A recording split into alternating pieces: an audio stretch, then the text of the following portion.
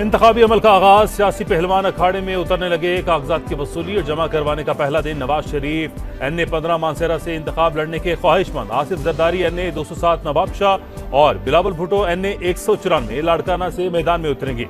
जहांगीर तरीन का NA 155 लोधरा और अब्दुल अलीम खान का NA 119, PP 149 और PP 150 लाहौर से इलेक्शन लड़ने का फैसला। मुस्तफा कमाल कराची के हल्का NA 242 की माड़ी से इलेक्शन लड़ेंगे। शेख रशीद ने NA 56 और 57 से कागजात हासिल किए। फॉर्म 22 दिसंबर तक जमा करवाए जा सकेंगे।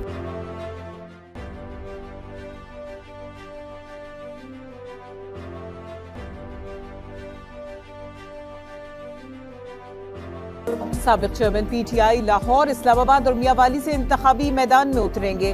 तहरीक इंसाफ का ऐलान। बैरिस्टर गौहर की शफाफ इंतखाबात के लिए चीफ जस्टिस से किरदार अदा करने की अपील। लतीफ खोसा कहते हैं उम्मीदवारों को कागजात जमा कराने में मुश्किलात हैं। ये कैसी लेवल प्लेइंग फील्ड है? साबिक चेयरमैन PTI के जेल से कागजात जमा कराएंगे। कोई रोक सकता है तो रोक ले। कल तमाम हाई कोर्ट्स में दरखास्त जमा कराने का ऐलान।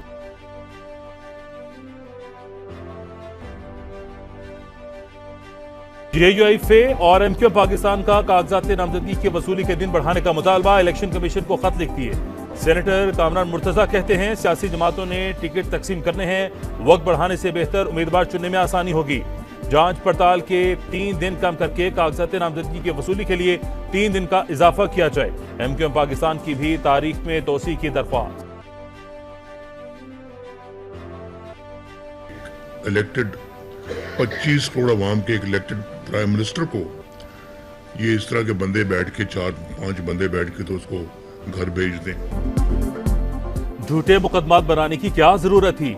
आज वो सजाएं और नाअहली कहां गई? 4-5 लोग बैठकर 25 करोड़ अवाम के नुमाइंदे को निकाल देते हैं।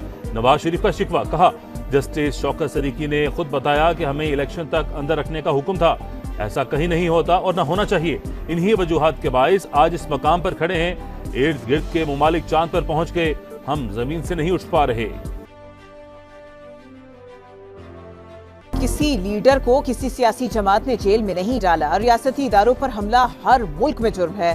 कानून हाथ में लेने वालों को नताइज का सामना करना पड़ेगा।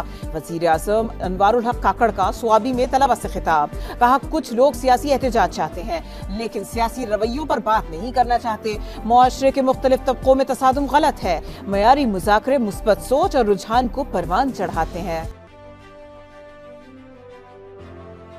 और मेरे साथ 70 साथी कौमी दहाड़े में शामिल हो गए हैं। तमाम साजिशों में खासकर इंडिया का हाथ है। BNA के साबिक कमांडर सरफराज मंगज़ई 70 साथियों समेत कौमी धारे में शामिल। पुरतशद्दुद कार्रवाइयां तर्क करने का ऐलान। कहा बलूचिस्तान में दहशतगर्दी के पीछे भारत का हाथ है। मज़मूम मकासद के लिए बलोचों को इस्तेमाल किया जा रहा है। बलूचिस्तान की पसमानदगी का हल करप्शन पर काबू पाने में है। बजट का आधा हिस्सा भी खर्च किया जाए तो यहाँ के लोग खुशहाल हो जाएंगे। जाना चकजई का खैर मकदम बोले बलोच कौम परस्तों का रियासत पर एतमाद बढ़ रहा है। पाकिस्तान स्टॉक एक्सचेंज में दिन भर उतार चढ़ाव। एक मौके पर 1700 से ज्यादा पॉइंट्स की कमी देखी गई। इख्तितामी लम्हात में रिकवरी। 100 इंडेक्स 385 पॉइंट्स गिरकर 62,448 पॉइंट्स पर बंद। बालाई इलाकों में गजब की सर्दी। स्कर्दू में पारा -8 डिग्री तक गिर गया। स्तोर में -6, कालाम और गोपिस में -5, गिलगित और कल्लात में -4 डिग्री रिकॉर्ड।